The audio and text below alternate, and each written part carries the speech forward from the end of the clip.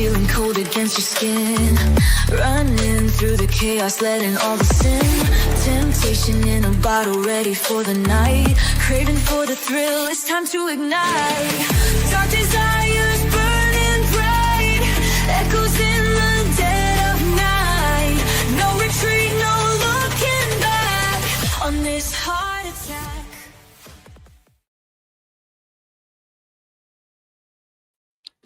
Hey, ladies and gentlemen, we're back with the weird background. The weird background's still on from last night.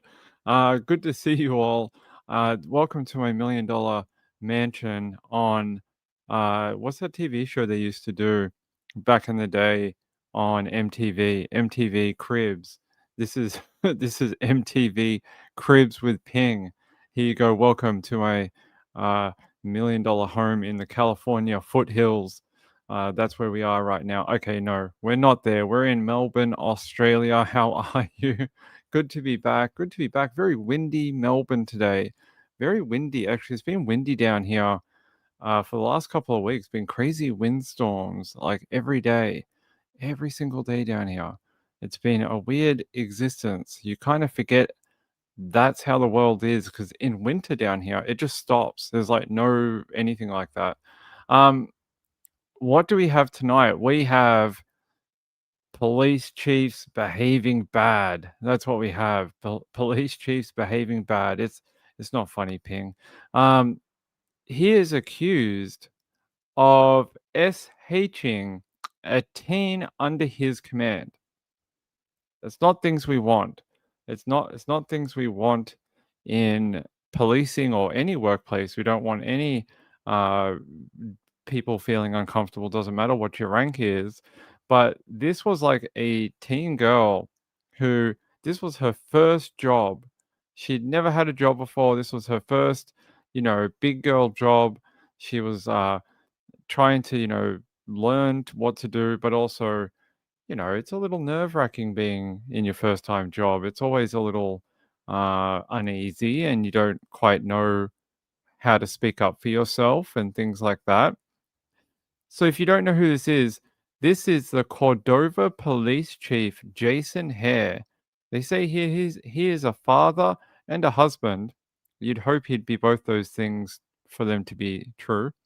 Resigned on Monday. Now, they weren't giving out a reason for this resignation, but AL.com got a hold of this video, and I want to play it to you. And I want to see what you guys think about it. So this is from AL.com, and just watch it. Yeah. So you see him approaching this young staff member.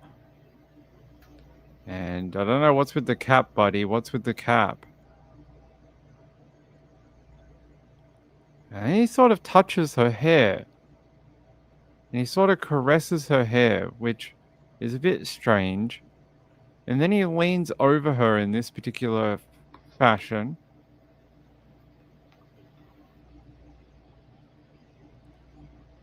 It's a weird way to stand over somebody at work, right? It's a bit strange. Yeah, I'm going to pause that background sound. There's no audio. And he sort of like touches her. You see it here. He's sort of like, the description said he pretends to choke her, like pretends to put his hands around her neck. And then he goes to approach her again and touch her, and she tries to shoo him away. And you have to imagine the power imbalance here. The power imbalance. She is a young girl, first time job. This is a superior. This is the police chief. This is not like it shouldn't happen to anyone, but the power imbalance here is insane. This is like literally the highest boss there can be at this workplace. And this is the lowest person on the totem pole because she's a new hire. She's not very experienced. According to the notes I have, she did not speak up. It took another worker who viewed the video to come forward and then ask her if she was okay. She didn't want to speak up because she didn't know. Well, I guess she was afraid because of, well, the power imbalance here. 18-year-old girl, and this is what she's experiencing at work. Here, let me play the rest of the video, as shocking as it is.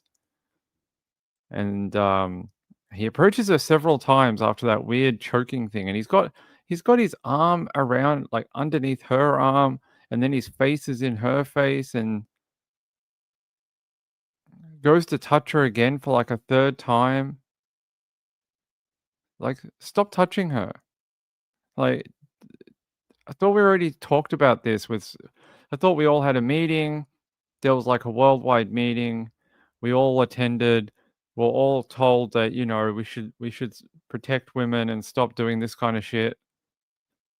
Um, that's it's just so brazen. It's brazen for him to, and it's almost like you can tell he's putting his authority, he's using his position of power to make her uncomfortable, for one. But it's very aggressive. His mannerisms towards her are really just aggressive in the way he's approaching her. Um, well, he resigned because I guessing because he knew this would come out, but he has lost his job. I'm guessing he jumped before he was pushed. I'm guessing that's what's going on. They say the allegations involve an 18-year-old dispatcher. AL.com obtained video of at least one incident in question. That video, recorded on department surveillance video on August 26th of this year, shows the dispatcher at her computer. The video shows Hare approach the dispatcher, and a short time later, he begins to play with the hair on top of her head. She makes a gesture to shoo him away. Hare then leans all the way over her as they both appear to look at the dispatch screen. At one point, he grabs her head and pulls her towards him while he is standing and she is sitting. He continues to get extremely close to her, then puts his hands around her neck as if he were playfully choking her. I don't think there is any playful choking. I think that's a really strange choice of words to use, especially if you're trying to paint this picture as some sort of uh, harassment type thing. Using the word playful, it undermines your whole argument of it to be wrong, something that is not allowed. By using the word playful, you're cutting that down and you're making it more acceptable. And I think that's a very poor choice of words from AL.com. Uh, they say he continues to get extremely close to her, then puts his hands around her neck as if he were playfully choking her. They say there's no audio on the video. A family member of that 18-year-old girl um, told AL.com that she did not report the chief. Another employee saw the video and reached out to the teen and asked if she was okay. The other employee alerted supervisors to the video. The family said the 18-year-old was scared to death because it's her first job and it involved the police chief.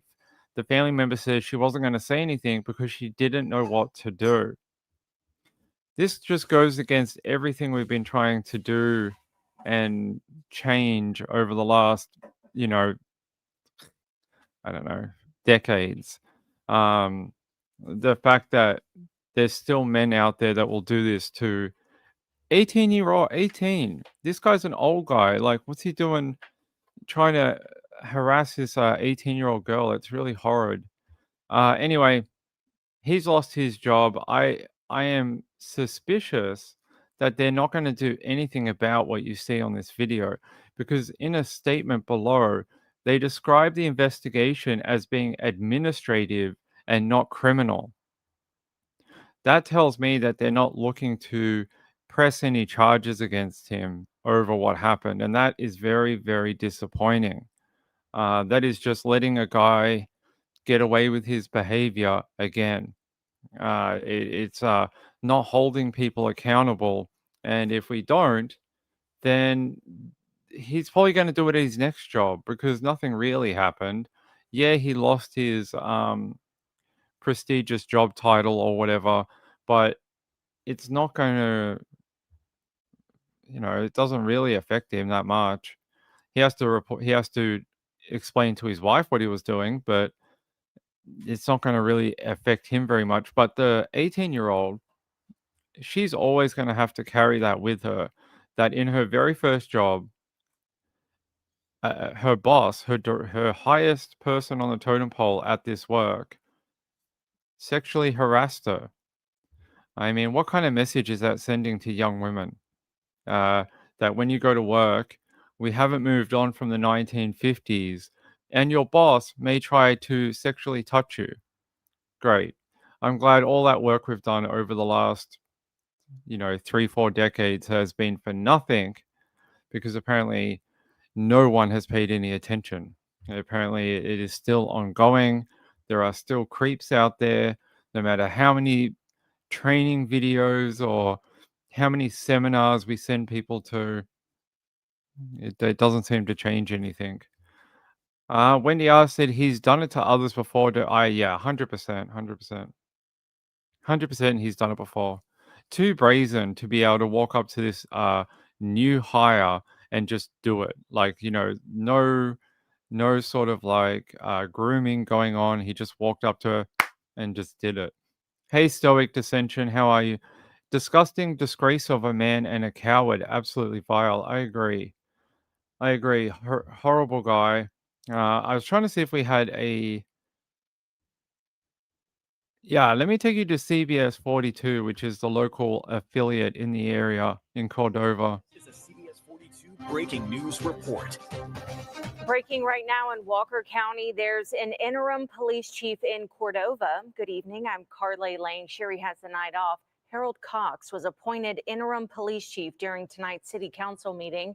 His appointment comes one day after former police chief Jason Hare submitted his resignation. CBS 42's Avery Boyce joins us now in our newsroom. Avery, were you able to get confirmation as to why Hare resigned? Cordova's mayor says he cannot confirm if Jason Hare's resignation has any connection to a video posted on social media today, but he says the city handled the situation as soon as they could. Cordova Mayor Jeremy Pate says the man in this video is Jason Hare, who at the time was 2 months into his new role as police chief. I was very surprised that something like that went on. I guess like anybody would be, that I try to keep a good eye on what's going on around, in the city. And I was surprised that anything like that could happen here. Pate says this video is a recording of a police department surveillance video. It's now circulating on social media. We had nothing to do with that video getting out. And so, we did our very, very dead level best to make sure that she was protected and make sure that there was no retaliation or anything for anything like that. The surveillance video is dated August 26, 2025. Pate says the woman in the video contacted him Saturday. CBS 42 News asked Pate if the report was made because of the video or other allegations. Well, I really can't talk about, all the intricacies of it without, consulting the city attorney, but so I can't answer that. Pate says the city is still looking for answers of their own. Oh, we're definitely still asking questions about what went on and why that this was delayed, getting turned over to us, because we definitely acted swiftly as soon as that it was brought to our attention. We made sure that we were moving fast. Hare resigned Monday. The police chief was not removed. I didn't have the opportunity to. That wasn't my decision. That was his decision totally, that he resigned on his own. So they're saying that it was his choice to resign. No, it wasn't. No, it wasn't. It was one of those situations where the phone call is made and they basically say, tomorrow morning you are going to resign and you're going to hand in your letter of resignation. Otherwise, we're going to make this very public and we're going to literally fire you. It's a shame because I don't think he deserves that treatment of being given the chance to jump before he is pushed. I think he should have been fired in public. It would have sent a stronger message that Cordova don't tolerate this type of behavior from men and women, I guess, but anyone in the workforce against anyone, even older people. But yeah, pretty awful. They should have fired him and made a public example out of him. Chimong said it was a forced hand and him having to walk out like a dog caught getting into the garbage. Yeah, but it would have been better if they fired him. Uh, Betsy said he deserves no considerations. I know, I agree. Marlene said he should have been called out at the town meeting.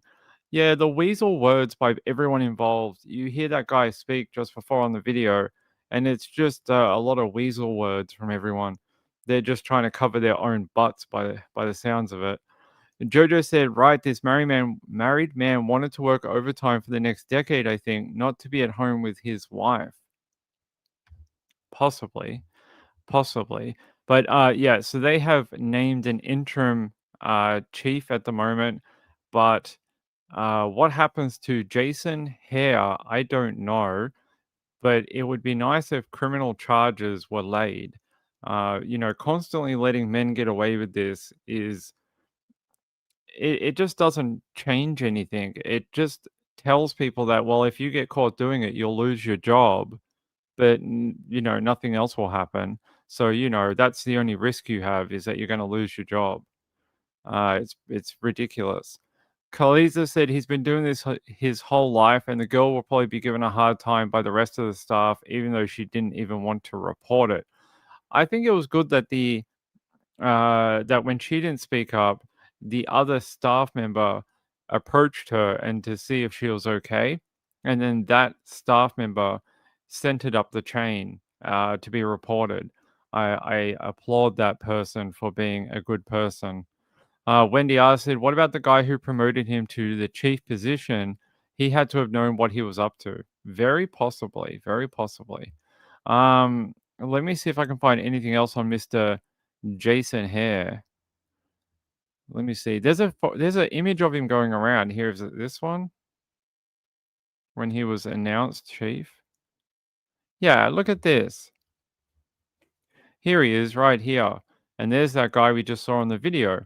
There you go. Look, he's got a wife, a son, a daughter. Who the hell is... Hold on, guys.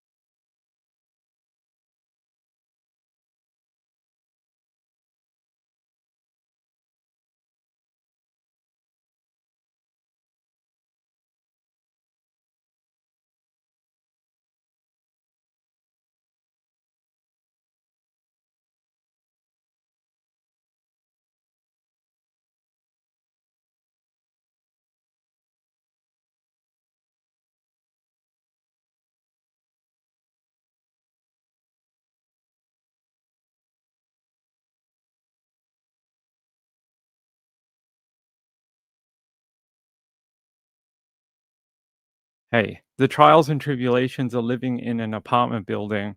That was a neighbor who apparently Timu had come and delivered a package, but they had put it in the secure area and her apartment's in a different location. So the security of this building means that she can get into her area but she can't get into where I live. It sort of like locks people out of different parts of the apartment building for security reasons. And she's like, well, they put the parcel in your security area. And I was like, yeah, I could help you out. So I made sure she could tell me what the unit was, what the name on the parcel, that type of thing. And yeah, so made sure she got her parcel back. Yeah, crazy. Hi, Muffin. Muffin's here now. He's scared because someone rang the doorbell. Uh, that's right. That's right. You know, Ping lives in jail. I might live in jail. No, I live in this $1 million mansion. Don't you? Don't you see all that YouTube money? This is what we bought. We bought this. Yeah. All right. Where were we up to? Because that lady disturbed our stream. We were talking about this photo. So yeah, as you can see, a family man, obviously, a family man, you know, brings his wife and children to him being sworn in, and then while his wife is at home looking after the teenager and the middle schooler, this is what he gets up to apparently, harassing girls at the workplace. Congratulations, Chief. Congratulations. I'm glad you know, made it 4 months into your job before you started doing this to a girl at the workplace. Like, ridiculous. Hopefully he'll get what's coming to him. We need less men in workplaces that do this to women, not more of them. We need more guys who let girls do their job. I mean, I think as a guy, I don't know what this feels like because this doesn't really happen to me. But I could imagine as a woman, this would be one, freaking annoying, and two, frightening. One that you're just like, I come here to earn a paycheck, not to be harassed, hit on, annoyed, you know, all these type of things. Not from a coworker, but from my boss, from my superior. That must be even more devastating for that girl. It'll probably shake her confidence of working in a workplace for a long time. And that's very sad because it may stop her. So it may stop her development in life. I hope it doesn't. Hope it doesn't stunt her sort of working and, you know, being okay around people. And the city of Cordova should pay for her therapy. They should pay for her therapy. They should make sure that is an ongoing thing if she wants it. If she doesn't want it, that's fine. But if she does want it, they should pay for it for as long as it needs to happen. If it's 5 years, so be it. If it's until she's 43, so be it. However long. They're the ones who put him in charge, so they are responsible for the aftermath. Chipmunk said he's not single. That would upset me on many levels as the wife. Imagine being married to that. You know, she would be having a very, very hard day, the wife, I would say. Very hard day. Marlene said, does Mr. Muffin play the piano? That's what he does. That's why we have the piano. He's very musical. He's very musical. Marilyn says, my daughter just turned 43. Really? That's well done. Well done to her. I'm glad that you guys can hang out and, you know, have that adult daughter relationship. That's great. He does have a bit of a pot belly, doesn't he? What's with people in senior positions all having pot bellies? I'm not sure. Maybe it's a fashion or something. I don't know. Maybe Ping will get a pot belly someday. Someday, I'll get one of my own. Let's see. Danny Mitchell is traveling, probably with his ninja dog. Wendy said, used to work for a guy like this. I was young and didn't know what to expect. Lean away? Okay. Chipmunk said, people that abuse their power of position instead of being humble, honest, and making a good difference sicken me. Let's hope the police get involved. Let's hope so. But so far, just that he has resigned and an interim person has been put in place. But after that, that is all we have. Yeah, I got one other source for it. I want to have a look. I was totally blindsided by this whole deal. Yeah, I'll play this for you. And we are staying on top of a developing story out of Cordova on the resignation of the town's police chief. Chief Jason Hare is no longer on the job after just 4 months. ABC 3340's Megan Scarano was at the city council meeting tonight and spoke to the mayor of Cordova. Now, Megan, what have you learned tonight? An interim police chief has been appointed as Hare steps down. And for the first time since news of Cordova Police Chief Jason Hare's resignation became public, we are hearing from the mayor, Jeremy Pate. Before we take roll, I want to read a short letter. It says, as of 10/6/2025, I resign as police chief of Cordova. I hope the city of Cordova the best and keep moving on forward. Jason Hare. A brief resignation letter from Jason Hare read aloud before the swearing in of interim police chief Harold Cox. I, Harold Cox, do solemnly swear. Once the council meeting was over, Mayor Jeremy Pate spoke to us on the sudden departure of Hare, though he wouldn't confirm the reason behind Hare's resignation. There's been chatter on the internet of, an incident. And so we were just saying that we handle things in a swift manner. When you're referring to an incident, are you referring to this one? An incident yet. Is this Jason Hare in this video? Yes. This video, sent to ABC 3340, appears to show an interaction between a man and a woman. Mayor Jeremy Pate confirming to me that the man in this video is now former Chief Jason Hare. In the video, you can see Hare walk up to her, pat her head, and she appears to swat him away. Later on in the clip, he's seen leaning over her, appearing to briefly guide her head towards him. She again swats him away. Is there anything that you wanted to say? That girl is old enough to be his daughter. And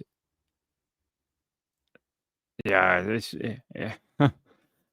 really horrible. It's worse to watch this version of it where you can see a little bit more of her. You see that arm movement, like she tries to like whack him away, like go away. This guy, man, the fact that there's no criminality, hey, the cat's back. The fact that there's no criminal charges forthcoming here is pretty horrid. There definitely should be. Even if you want to say, well, there's no direct sexual harassment, even though I think there is, this putting his hands on her, you could say it's assault. It really is. This bit. In the video, you can see Hare. Yeah, I'm going to pause the audio. See, she swats him, and then she sort of punches him. That bit where he like strangles her, and that it's not playful. It's not wanted. Yeah. He's got a weapon. What's he going to do? Shoot her in the face at work? I don't think so. But yes, he's in a position of power over her, 100%. That guy, I'd love to see charges put against him for it.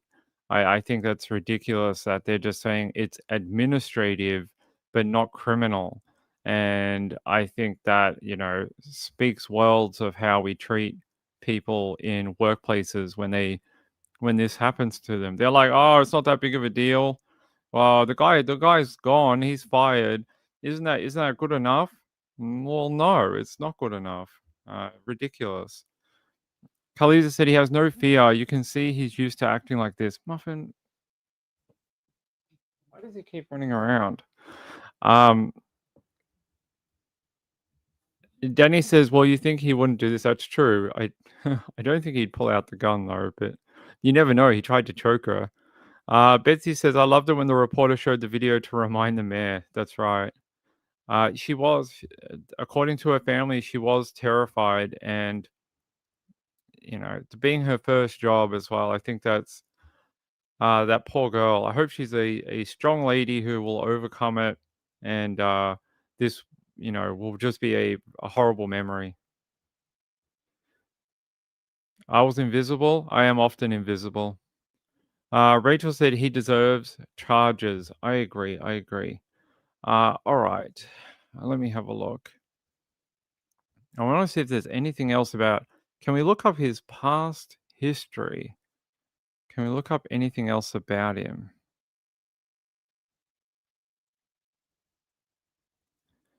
I want to see if we can find anything about what he did before he did this. Someone commented here that because he resigned, he won't get his pension. Interesting. Let's see.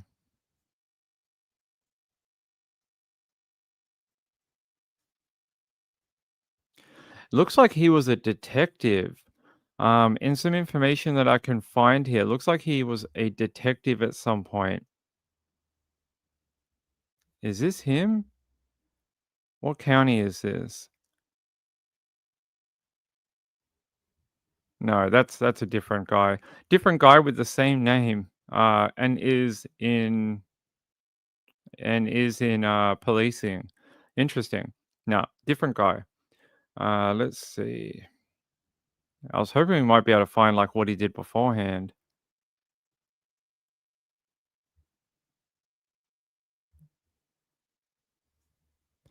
Where is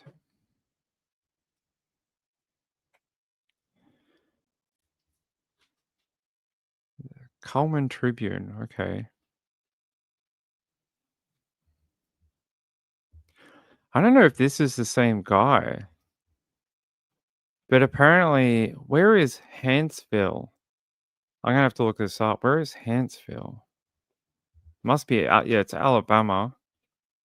Might be the same guy. Looks like he maybe was a injured police officer.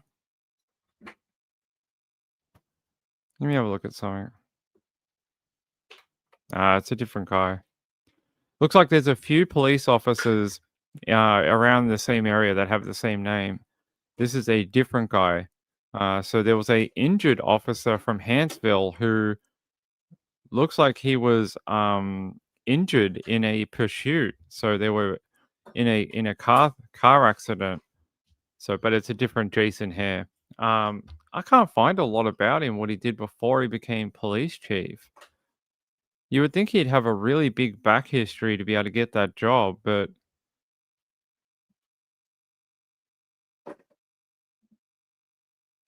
hey, I don't see a lot. Yeah. Um, yeah, I don't have much more about him, unfortunately. What he did beforehand, I have no idea. It's not like he has a LinkedIn. I don't see one for him. I'm going to leave it there, but I thought I'd bring it to you because if it just gets swept under the rug, it's another creep who no one knows about. Everyone should know about this particular version of Jason Hare, the ex Cordova police chief, and what he did to that girl. Everyone should know about it. And wherever he goes in the future, this video should be tagged to his head. So anytime he pops up somewhere, this should be the first thing that pops up in Google when they try and give him, if he tries to apply for a job, this should be the first thing everyone sees. Khaliza said it's a lot like priests. They move them around and just resign and get another job in another county to keep benefits. Wendy asked said maybe he was drinking buddies to get the job. I can't, like, you would think he would have to have worked his way up the chain, but I don't, like, before he was appointed police chief, like, I don't see a lot about him. There was another officer with the same name, but I don't think it's him.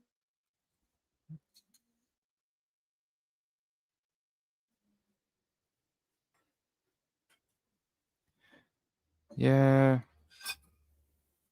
Yeah, I don't think it's the same guy. Like, here, I'll show you.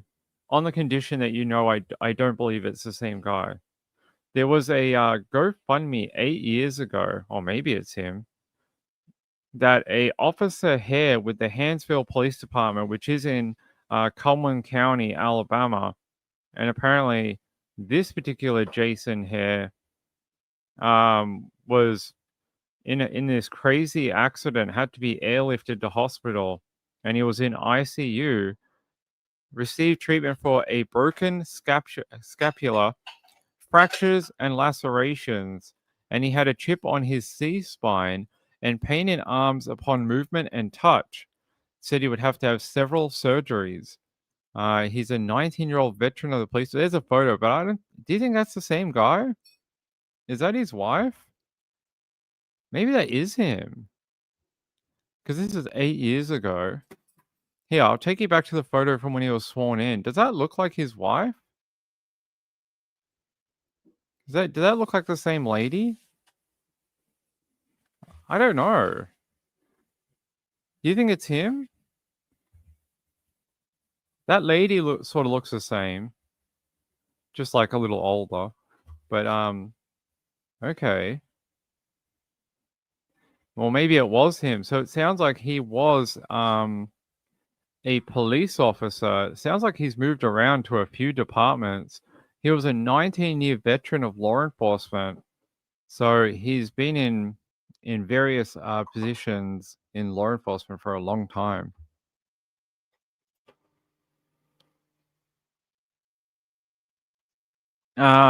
It says he is a 19-year officer and 5 kids. He's got 3 here. There was only 2 in the other photo. Maybe the others didn't go or something. Muffin, guys, hold on. Hey, buddy, what's going on? Right? I know. Scared of what? Monsters? Alright.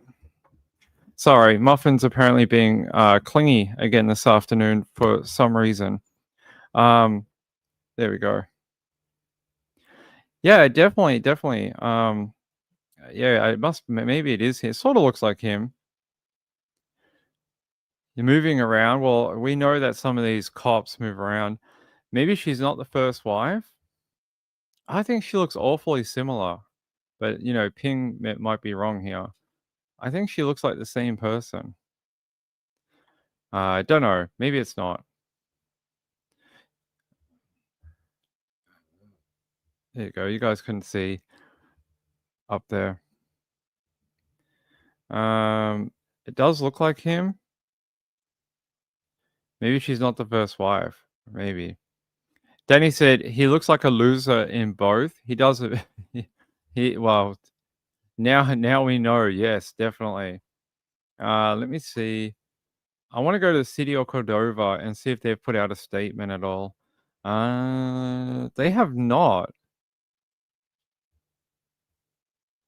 They have not put out the last thing they put out was something about Cordova's Indian Head Harvest Festival set for Saturday. So if you want to head to that, you can head to that. And that they're also taking applications for part-time police officers. Must be available to work weekday, evening, or night, holidays, weekends, and sometimes short notice. They offer up to $21 an hour. So great money to become a cop. $21 an hour to be a cop. That's not a great pay, is it? $21. SP1 said, I think she's the same with some weight gain. Yeah, maybe. Cordova in Alabama. Danny said part-time police officers. Yeah, that's what they say. Here, look. Look. City of Cordova is currently taking applications for part-time police officers. The applicants must be available to work day, evening, or night shifts on holidays, weekends, and sometimes short notice. We offer up to, not you will get, up to $21 an hour.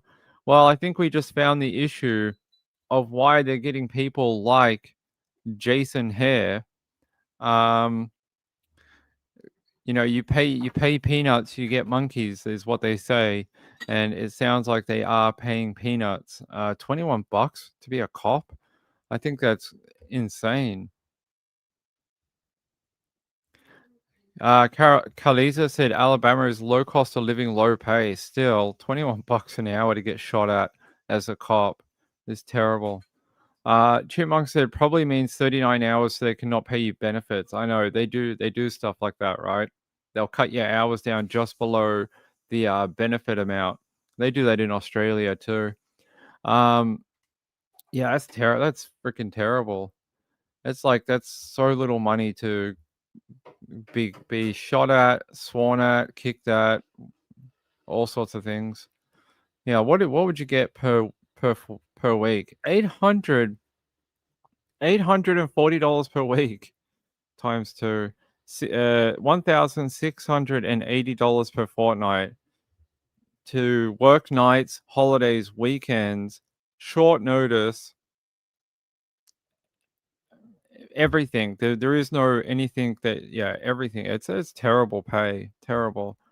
You know, just like teachers, we treat our teachers and nurses like crap too. We don't pay them enough. Sounds like in some places like Cordova, they don't pay their cops very much either, and that's ridiculous. Woman of Steel said to risk your life, great, yeah, and you don't get holidays, you don't get weekends, you have to work on call, you have to work everything, like all the negatives you could ever think of in work, holidays, weekends, on call, low pay, um, dangerous work environment for $21 an hour. Gracie said that reminded me of the last Dexter show. All the cops there look low paid and remote. The last Dexter that they did, the Resurrection or whatever, that was really good. Kaliza said, yeah, I was getting paid more than that as a nurse aide 15 years ago at a hospital. Yeah, that's terrible. And they're part-time too, which means normally part-timers get a bit more money. And I want to know what up to $21. So what do you get as a base pay? What is the base amount? Because it ain't $21. I assure you. They say up to $21, so it's probably more like $17 an hour. You probably make more working as a waitress. You probably make more in tips working at a casino. Crazy. Yeah, mental. Hey, I hate mornings. How are you? Good to see you. Let's see. All right. Yeah. Weird story. All right. Let's see what else I got on my list of things. Yeah, let's go out to Arizona because fun things always happen in Arizona. Well, not fun, but true crime related. Kind of strange to think something like that would happen in our little neighborhood. New information now released about an unusual attempted kidnapping that happened on September 29th. Police arrested 34-year-old Christopher David Leon in connection to the incident involving an 11-year-old girl who was walking home from school near 87th Avenue and Van Buren Street. According to new court documents, Leon stated that he saw the girl walking and admitted to approaching her, stating that he thought she was, quote, cute and beautiful, and was sexually aroused by her and would have continued if she didn't pull away. She did everything right. So she fought and she was able to use her strength to get away from the male. 5 days after the incident, Leon was arrested and booked on charges of attempted kidnapping and aggravated assault. And this isn't the first time he's faced charges like this. Leon has a long track record from 2009 to 2022, including an arrest for sexual abuse and kidnapping back in 2017 for a similar situation. In the court documents, Leon admitted to these charges and stated that he's done similar things to 2 other juvenile victims because he is, quote, attracted to young girls and would do it again if he's not caught by police. Tolleson police. Sorry, what? Did he just admit that to authorities? I'll do it again, and I'm super attracted to young girls. I don't think that's things you should tell police officers. What the hell? Say the area where the latest incident happened sees a lot of kids walking to and from school, and they advise parents and students to be extra cautious. If the parent can tell the kid to avoid being on the phone, put their attention up. If they have earbuds on, put the music a little bit down so they're aware of their surroundings. And Leon will appear in court again on October 10th, and then he will have his preliminary hearing on October 14th. He's currently being held on a $750,000.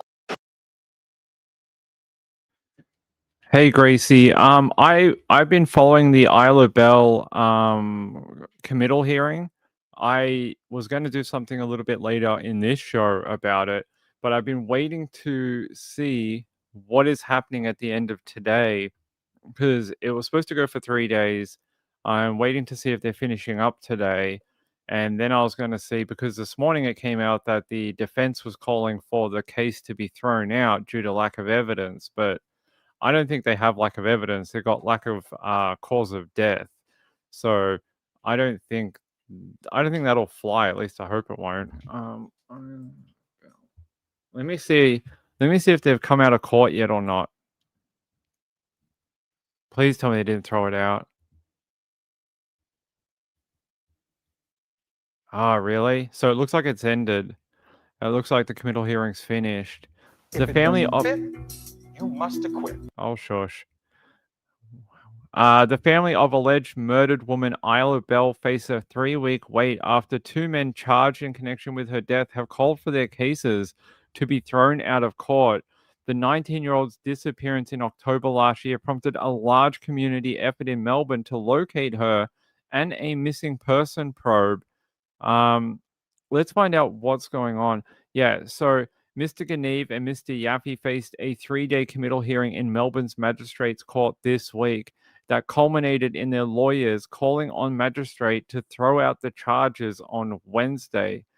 They're saying here, Mr. Ganeve's barrister, Sally Flynn KC, urged the magistrate to find it was inherently a weak case and that was unable to prove the charge of murder. She submitted that the evidence from experts who examined Miss Bell's body could not exclude that she died from a drug overdose or that her injuries occurred after her death. Yeah, that's sad. So we've got to wait 3 weeks by the sounds of it. Let me see what it says down the end.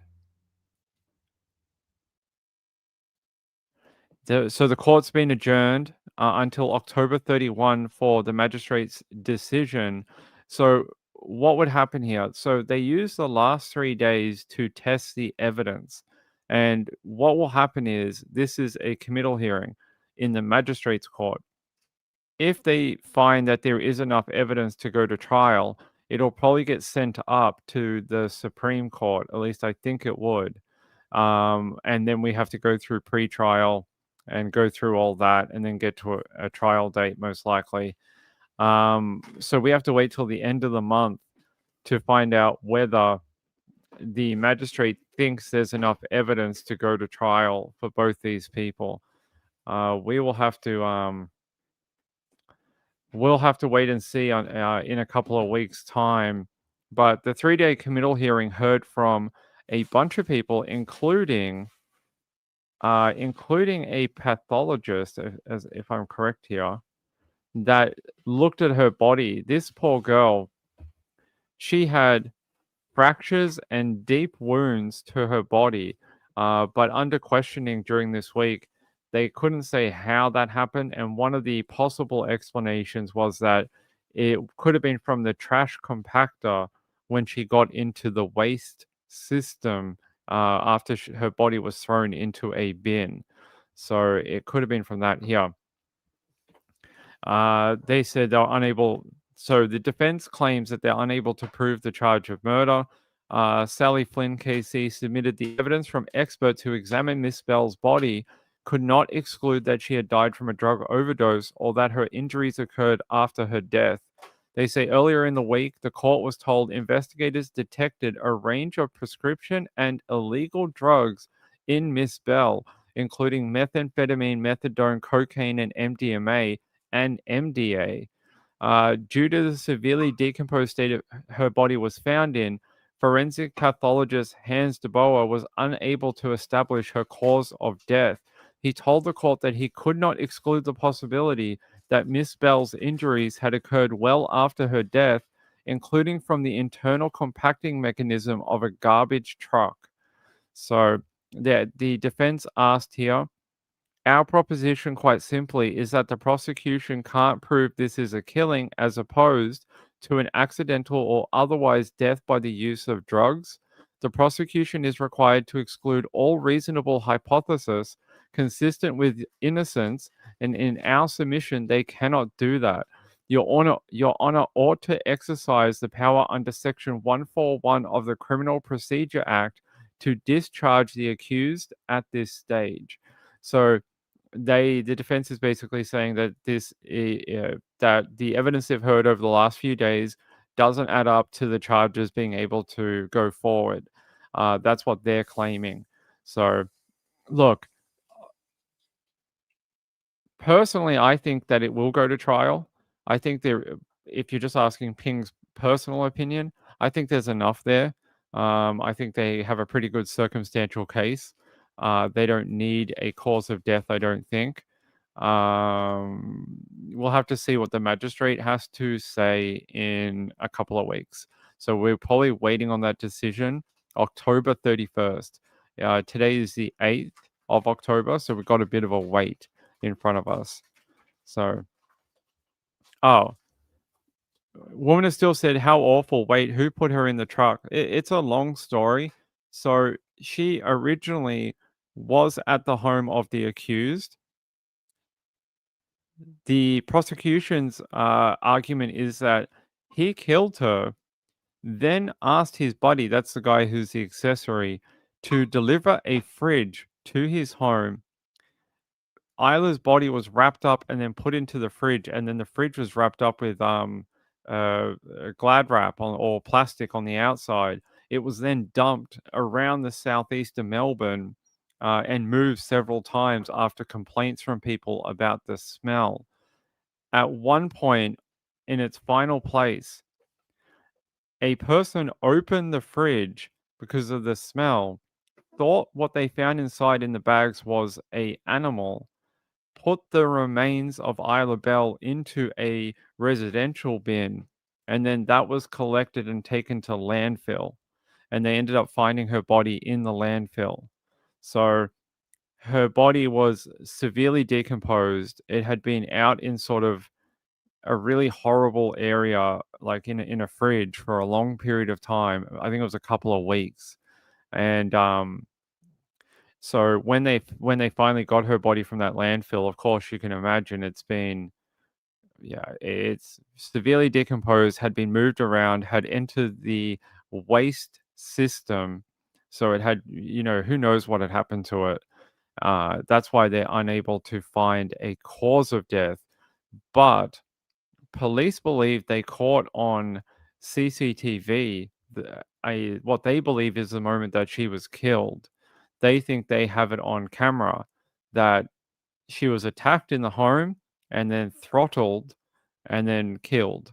They believe they have that. So we'll have to see if the magistrate agrees and thinks that there's enough evidence here without a cause of death to be able to go to trial and for these two to face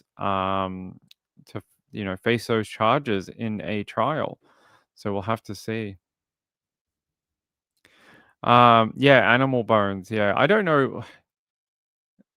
If it was me and I found that fridge, I would not touch it. Is there anyone out there, your first thought, if you find a fridge full of something, you don't know it's human, but something decomposing, your first instinct is to put your hand in it and touch it? I don't think that's like your first thing you'd want to do. Is that what you would want to do? You're like, oh, something smells bad. Oh, let me put my hand in there and touch it and move it. I don't think that's a thing that you would want to do. I question that, and I think that's awful. You're just like, oh, it's like a dead dog. Let me put it in the bin. Woman of Steel said, I would call the police. Yeah, isn't that the first thing you would do? If you found something you're not quite sure whether it's animal or maybe human, and you know it's decomposing and it reeks, I would be like, that ain't my job. I don't get paid enough. Let's get the cops out here and let them determine what's going on. Yeah. I mean, why would you touch that? I think that's a very strange mindset to actually, yeah, to put your hand in this fridge that has been moved around Melbourne southeast for a couple of weeks with whatever is inside decomposing.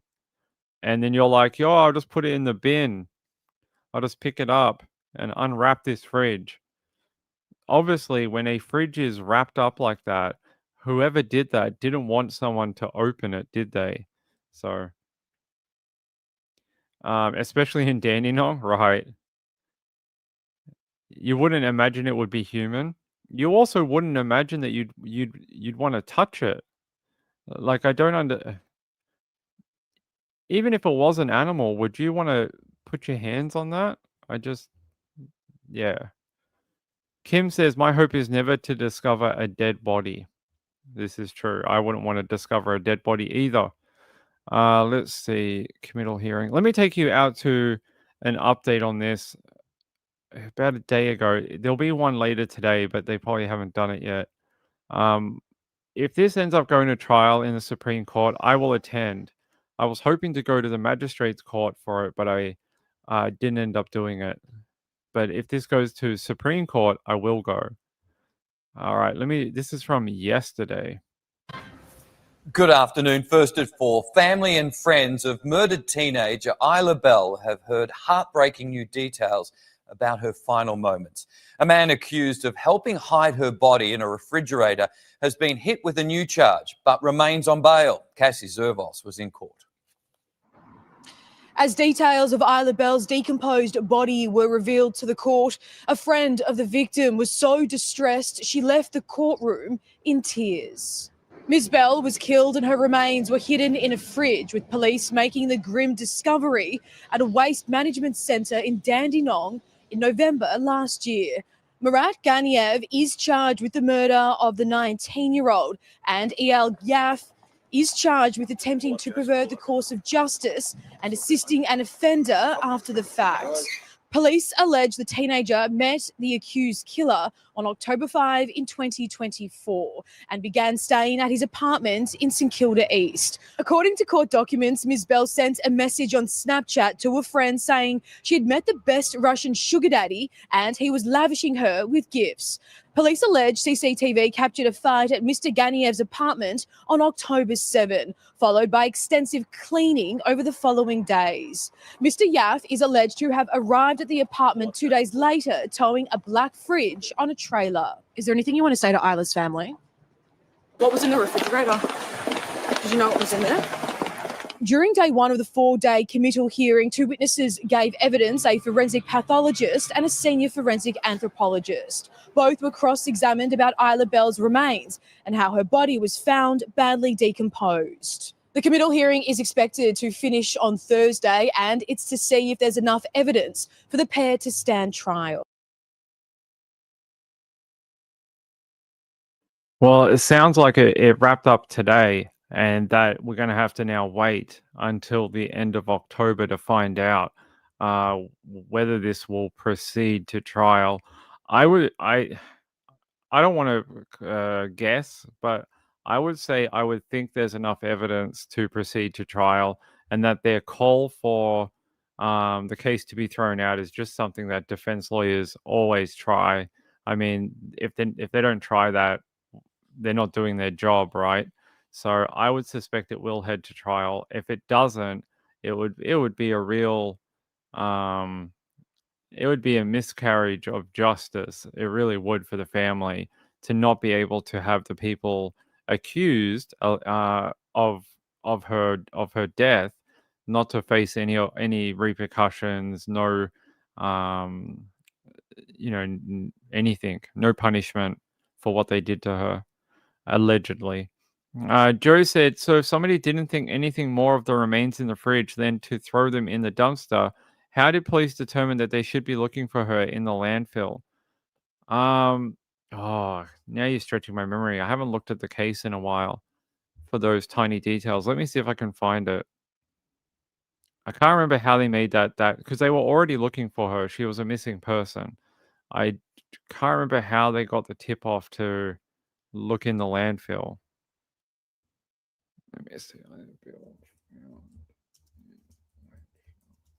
Let me find out if I can find the old article from like a year ago.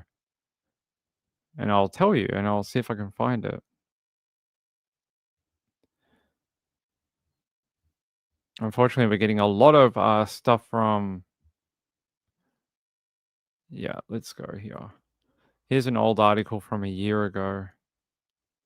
Yeah, human remains found in search for missing Victorian teenager Isla Bell. And they're saying police have confirmed remains located in the search for a missing Victorian teenager were found at a waste management facility in Melbourne's southeast. The remains were located at the waste management facility in Dandenong on Tuesday, more than a month after Bell went missing. They say detectives from the Missing Persons Squad have located what are believed to be human remains as part of their investigation into Bell's suspicious disappearance. But it doesn't tell us anything else.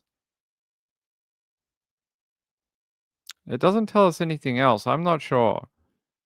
If I find it, I'll let you know, Joe. But I'm not sure how they made that connection. Was it the rubbish guy? The guy with the animal bones? I find that strange if that was the guy who led to finding her. Why did he touch them at all then? Wouldn't just leave it. I would leave it. I would just leave. Why didn't you tell the police to come and get them from the fridge? I will always question that. Why did you touch them at all? And why didn't you just let the cops do it? If you're not sure, that's like their whole job. Instead, her body ended up in the landfill system, and now it's sort of made the case a bit more murky, especially with the evidence, because now they don't know whether some of these injuries happened in a trash compactor, and then some of it could it have happened, perimortem, postmortem. It's hard to know now. Gracie said, I hope you can cover it, Ping. If it goes to the Supreme Court, I will cover it. I will go to the court in Melbourne, and I will do it. Lisa said, hey, Lisa, thank you for the super sticker. I appreciate it, my friend. It's very kind of you. It's very, very sweet of you. Werner Steele said, how could you ever think that it was Animal Bones' body is beyond me? Maybe due to the level of decomp? I mean, maybe, but she was a fairly short girl. She's still bigger than most animals, like than a dog or a cat or unless it was some other type of animal, but But yeah, thank you for that. I'll keep that up there. Really horrible. It is a case I've been waiting to sort of get through the court system, so I can go and see it. I was looking at going to the magistrate's court for it, but decided not to for this one. When it goes to if it makes it to trial, if the magistrate decides there is enough evidence there, and it then goes to trial, I will go to the actual trial for it. Yeah. Yeah, let me take you back to when this all happened a year ago. So people who don't know the backstory, I've played this video before from the ABC. I think it's a good one. And it sort of rounds up sort of what happened to Isla. She was a lover of animals and a loyal friend who hoped to one day be a marine biologist. Isla was a beautiful, kind, honest, courageous person. Everything about her just radiated light. But that dream has been taken away. 53-year-old Murat Garnier from St Kilda has been charged with Isla Bell's murder, and 57-year-old Eyal Yaffe charged with assisting an offender with murder. Isla, then 19, was last seen leaving her home in Brunswick at the start of October. Police have previously said her phone went inactive about 2 days later. About 2 weeks after that, on Isla's 20th birthday, Her heartbroken mother begged for her safe return. My heart just aches. Then police raided properties in Bentley East and Mulgrave yesterday before the horrific discovery overnight. In court documents, police allege she was murdered on October 7. It's been a really difficult time, and the news that we've heard has been devastating. Mr. Ganiev's court appearance was over in minutes, with no details of the allegations against him before he was remanded in custody. But his lawyer told the court Mr. Ganiev had gone 2 days without taking prescribed methadone, the medication used to treat opioid dependence. He'll return to court in March. Jesse Thompson, ABC News. There you go. There's the little thing that's from the ABC News. You can find them on YouTube and you can watch that video in full. This is the bit that gets me, and I want to know more about this. Yeah, it's this bit here. 19-year-old Isla Bell was bashed to death inside a Melbourne apartment in an attack that was caught on CCTV cameras, police allege. A preliminary brief of evidence prepared by police was released to the Melbourne Magistrates Court on Wednesday evening. And they say here, according to police documents, Mr. Ganev admitted transporting Miss Bell's remains but denied assaulting her or causing her death. The allegations are unproven and neither man has been required to enter a plea to the charges, given that's a year ago. Let's see. I want to find out more here.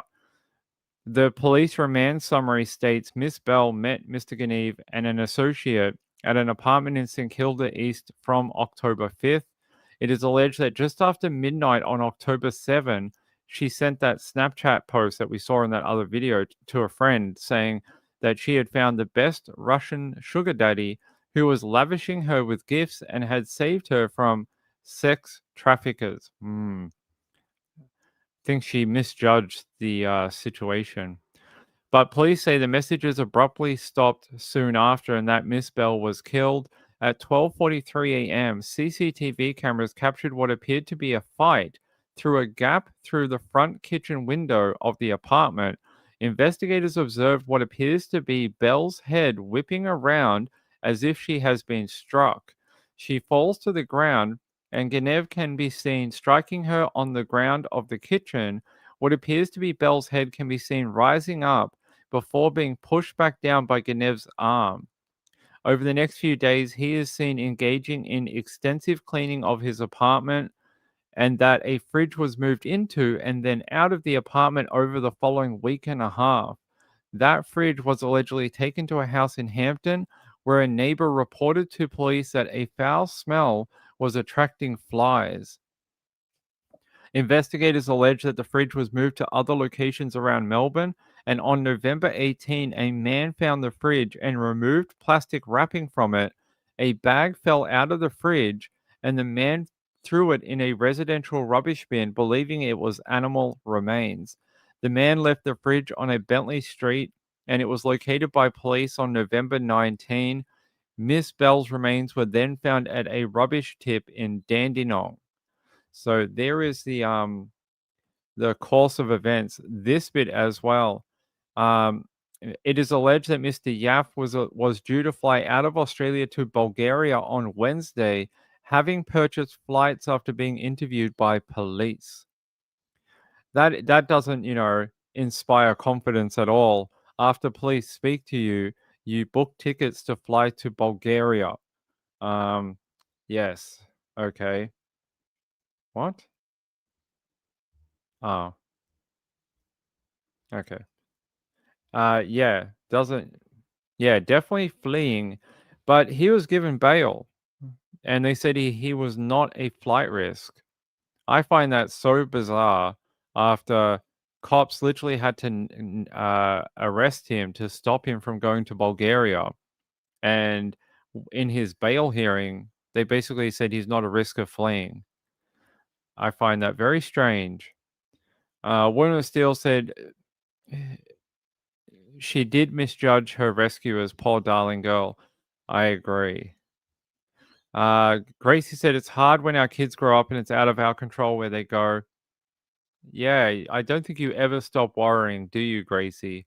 It doesn't matter how old your kids become, whether they're 5, 18, or 45.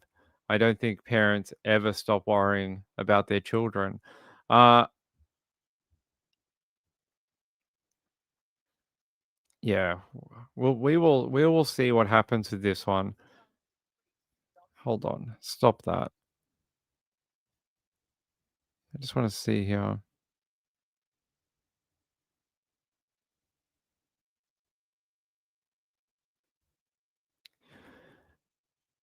Yeah, this is an updated set of information. Yeah. Next day. Yeah, they said that her body had evidence of injuries, including lacerations and fractures, but the expert pathologist said he could not ascertain if they occurred shortly before death, at the time of death, or later on. And they said here, when the defense barrister Ian Hill KC asked if all the injuries could have been caused by the compactor in the rubbish truck, he replied, absolutely yes. So they're not sure. Um, yeah. So there you go. It is a possibility that her remains were compacted when they went into that rubbish truck, unfortunately. I Hate Morning says, then you start worrying about your grandchildren as well. Kim said, it's harder when you watch a lot of true crime. That's true. Yeah. True crime makes you very suspicious of the world. All right. Have a great shower, my friend. Yes, please hit that like button and share the videos. I would appreciate it. By the way, YouTube sent us a thing today, and I want to get your reactions to it because I'm not sure how to feel about it. So they gave us a new option for live streaming, and I'll explain how it works. And it sort of goes against everything I do with this channel. So now you know how we have members. So there's members in the chat, like my friend Woman of Steel. She's a member of the channel. If you're a member, there are sometimes member only live streams or videos that we do. I've never done any because I don't like cutting some of our viewers out of it. But YouTube has now given us the option. I can do a live stream and I can actually say, okay, this part of the live stream is for everyone, for people who are members or not members, sort of like right now. But apparently we have the option of doing a countdown timer at the end of the first video and continuing into a members only live stream. So it doesn't actually change the video or anything like that. It just allows us to do one portion that's open to everyone and then do a second members only extra type live stream at the end of. So I could end it right now and say, that's it for tonight, everyone. We're finished for today. But if you're a member, we're going to stay on for like another hour and do more cases or whatever. And it'll automatically switch to a members only live stream. I don't know how people feel about this. It is something they have given us to encourage people to become members of the channel. You guys will have to let me know. I don't know. I don't know how to feel about it, but it is a new thing they have done for us. So yeah, this is what it says in the email. It says add members only live as a membership perk, which we do have.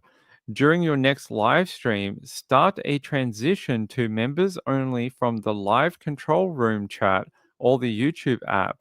Choose which membership levels can join and set down a countdown timer which will appear for viewers. When the timer hits 0, the stream automatically becomes members only.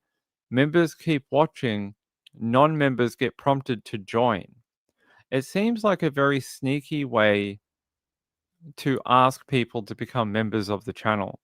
It almost feels very underhanded in a way that oh, we're going to keep going, you guys get left out, and this is only for the people who pay to be here. I don't know. It sort of feels like I would be tricking half my members, half my viewers. I'd be like sort of like, yeah, it almost feels like I'm tricking them somehow. Yeah, I don't know. You guys let me know how you feel about it. Chipmunk said, I think it might feel like a bad commercial interrupting a good show. So if we don't want to do things like that, and if you'd like to keep it open for everyone, then I would encourage people to support the channel and use the links that you see in the chat where we don't have to do that. Right, up until like recently, we've never had to use tactics like that because the channel has always been well funded. I hope that continues and the channel stays well funded, independent of that. And then we just don't have to do things like, stupid members only, cutting people out of it. So, but I will say the new ending video that our new video person is making will make it very clear that the people who do fund the channel are the reason why the people who are maybe unable to or can't for their own reasons, that's the reason they're able to watch. That video will make it very clear. So, Joe Schmo said, I agree with your take on it. My live streams are for interaction and I enjoy that. I don't like extorting memberships from people and I feel like extortion. It sort of feels like that, right? Like imagine if the stream cut right now and it said, and I was about to get into, I don't know, some court documents, or I was about to tell you what I got from the Supreme Court today, and it just cut and it went, okay, the next bit is going to be for members only. I think that's a very cruel way of trying to get people to pay to be a part of the channel. I don't really like it. I don't know. You guys tell me. I get why they've done it. It would promote people to do it, but I don't know if it would make like it would make your viewers mad rather than happy. Betsy said, feels like you would be penalized for not being able to afford to be a member. Yeah, that's sort of how I feel too. Gayla said, I think of certain channels that hold you ransom until you donate. I will never do that. I didn't do that. I kept all my trial coverage open for everyone. I never ever put anything behind a membership thing. Nothing. No. I'm not keen on that. I feel like YouTube is for everyone, and I feel like if you do good work, people will donate on their own accord. You don't need to do things like that to make people support your channel. Lindy said, seems kind of mean. It does a bit, right? Chipmunk said, I think when people feel forced, it pushes them away. I get why. One reason is trolls on some streams. Yeah, so creators don't have too many tools that we can use to try and protect the community like that. But one of them is to turn on members only, because people who are trolling you or whatever, or annoying the chat, they most likely won't pay for a membership. And it is one way of forcing the community to sort of to be in a protected mode. Betsy said, all the channels that only acknowledge you when you super chat. I acknowledge everyone on my channel. I'm not one of those people that will ever only talk to people who send in like this, like Lisa. Like I know there's channels out there that do that and won't talk to anyone else in the chat unless they send in a super chat. And I get it. It's very clever. When people want your attention, they'll have to pay for it. But I also feel like that's a really shitty way of doing things. I don't like that either. All right. Chipmunk said, another stream I follow, he might do a trial on it. I'm a member there. I like seeing the new people come in. If they get fed, they will return. Well, we'll see. We will see. We will see. We might use it. We may not.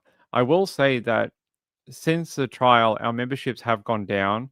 Not asking anyone to do it, just saying that, you know, sometimes creators have to use things like this to be able to,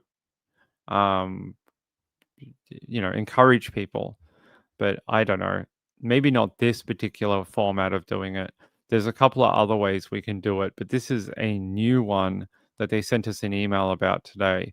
It's called live transition. So it's a new thing called live transition. Okay. Yeah, I talk to everyone.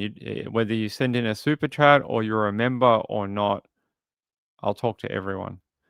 All right, let's get out of here for the day. It's 4:36. Okay. Let's see. All right. Let's get out of here for the day. Some people have asked about the show times. It's a weird month, October, because we've gone forward 1 hour, but you guys have stayed in your daylight savings time. But in November, you guys will come off daylight savings and move back an hour, and it'll level out. But right now, it's quite late in the day. I'm thinking of coming on a little earlier at around what time would it be? What time is it now? Eastern time. Eastern time, USA now. What time is it in the US right now? 1:38 a.m. We're thinking of coming on around 9 o'clock again. So during the summer in Australia, we do come on earlier. And then in the winter time, we have to come on at around midnight because that's just the way the days sort of work out. But in the summer, Australian summer, we can come on at like 9 p.m. American Eastern time, probably closer to November. But would people prefer that we go and do our summer early shows again? Because we did them for the last 2 years. But if people say, Ping, we like the late shows and we don't like the early shows, then maybe we'll just continue like this. So let me know. I will see what people say. We might run a poll in the channel, and we'll see what everyone's preference is. But traditionally every summer we do early shows and we come on at about 9 p.m. 9 p.m. Yeah, 9 p.m. Eastern. We do that during the Australian summer. Woman of Steel said that would be 6 p.m. for me. Okay. Kim says I'm a night owl. Okay. All right, we'll see, because it feels like I know everyone's like we're on the late show right now, so everyone on the late show is like, I like the late shows, but we seem to be missing a ton of people that used to come to the early shows but don't come to the late shows, and I feel like, are we not giving them a fair shot at being in the chat, like we used to, by doing the early show? All right, you guys let me know in the comments, all right? That's what I want you to focus on in the comments. By the way, Shirl Huffman, it is so good to see you, my friend. I saw you in the comments a couple of days ago. Shirl said that she likes that I am not an Apple person. I'm glad to hear from you, my friend. I'm glad you're doing well. Rachel said, I think you should do whatever works best for you. I'm on the west coast of US, so they both work for me. Okay. Well, it doesn't matter so much to me. It's more for the viewers. I mean, I can do any time, so it's more for you guys. I can do 9 p.m. I can do midnight. I could do. One thing I've been looking at experimenting with is doing what time? Doing a midday Eastern in the US, a midday Eastern time. So during the daytime in the USA. I don't know how many people would come to it, but I've been thinking about it. All right, you guys let me know in the comments, okay? And then I'll look and see what people have to say, because we are going into the summer period where normally we do an earlier showtime. All right, I love you all. I love you all. I really do. My viewers are the best people on earth, and I appreciate everything they do for me. I will be back tomorrow, and I don't know what we're going to do tomorrow. We'll find out then. We'll find out what updates we have. By the way, did you see that freaking helicopter crash yesterday in Sacramento? That video was insane. That guy is driving down the road, and a helicopter just falls out of the sky and lands on the road next to him. Did you guys see that? Hold on.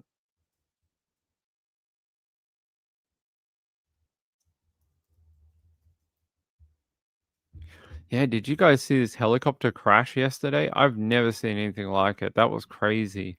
Um, yeah, let's go to KCRA. We'll end on this one. News coverage this morning, and this is new video this morning of the moment the helicopter crashed onto Highway 50. You can see it getting closer and closer before eventually crashing onto its side there, and what appears to be the helicopter's fire suppression system going off. A witness described the moment just before that helicopter went down. It was violently shaking. Helicopter crashed onto Highway 50. You can see it getting closer and closer before eventually crashing onto its side there, and what appears to be the helicopter's fire suppression system going off. It was a medical helicopter, so one of those medivac type helicopters, and it crashed. That is like that guy was driving. He could see the helicopter. There it is, right above his car, right? I'll pause the audio. Right above his car. He turns the camera away for like a second, and then he looks back, and it crashed in the other lane, right next to him. It never, like, the things you see every day is pretty crazy. I was trying to find whether the people, so it was 3 people critically injured, but they're alive, luckily. I was trying to see if there was an update for them.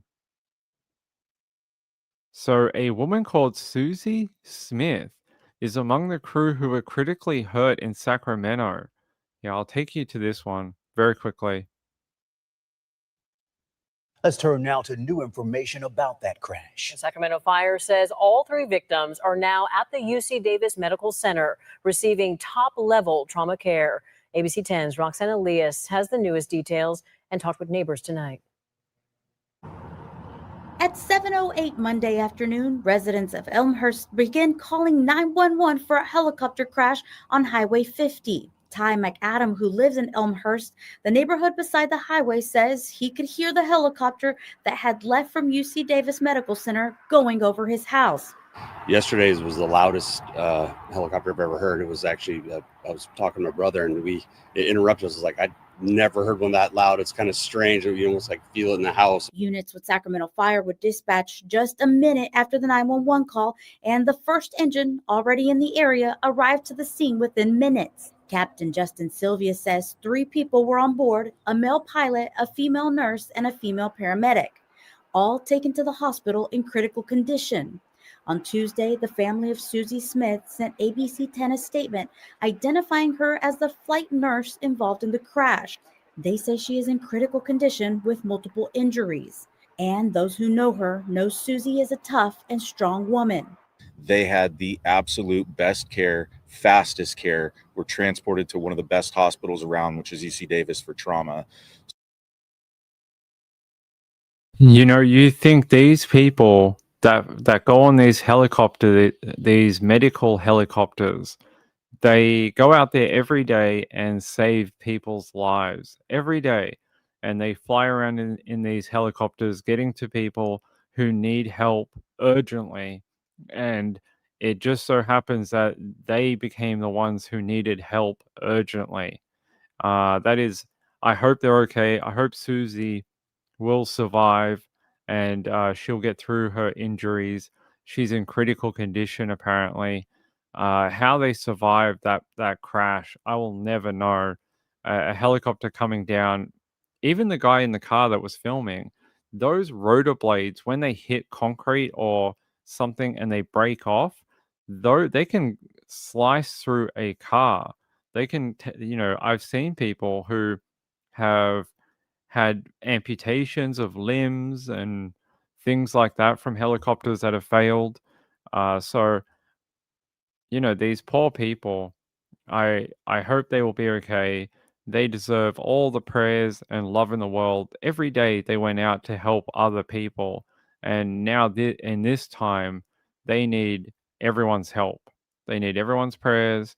For 3 people who basically devoted their lives to others. So in this one little bit of their life, they need everyone to think of them. So I hope they do. I hope everyone does. Put them in your prayer circles. If you got some good vibes, give them to them. Send it to UC Davis Hospital. Send it to them. Make sure they get it, and hopefully they'll come through and be okay. Horrific. Chipmunk says sometimes they are just above the treetops. I live in the country. I thought about putting a giant sign out that says "Best of luck" or something. I don't know if you're allowed to do that because it can be a distraction to the pilots. I'm not sure. You'd have to check with the FAA and see what they have to say about it. But crazy. The helicopter looks like a crumpled tin can. It doesn't look like there's much of it left. Yeah, I got a photo. I'll show you. This was the aftermath of it. There's that helicopter. It just fell out of the sky. Yes, that'd be great if you could. Great if you could. All right. All right. Thank you, Lisa. I appreciate it. She's a member for 13 months. All those people have been members for a long time. I appreciate it. You will definitely be highlighted in our new ending video when it is done. We have a video person that's doing some graphic work for the channel. So they will highlight you guys that are members, like Wendy. Hey, Wendy, good to see you. Good night, lovelies. Yes, good night, everyone. I'll be back tomorrow. It's almost 5 o'clock here in the afternoon, and I'll be back. We'll hang out tomorrow, talk more true crime. Yeah, I've never been in a helicopter, so I've got no idea. Oh, really? Joe, send me a video if you find one. I want to see that. All right. I love you all. Have a good night out there. Oh, you haven't been able to chat? I hope you're doing okay, Wendy. Don't tell me you're ill. With so many people being sick recently, I don't want to hear of anybody else being in hospital, having broken bones, undergoing treatment. You got to all be healthy, all right? Everyone's got to be healthy. Hey, remember, on Friday, we're going to be testing some American food on the second channel.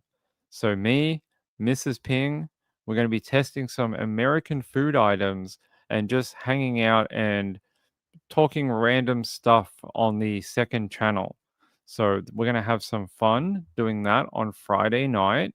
And we think we've found a pie that me and her have never tried. And we're going to give it a go because we've never had it.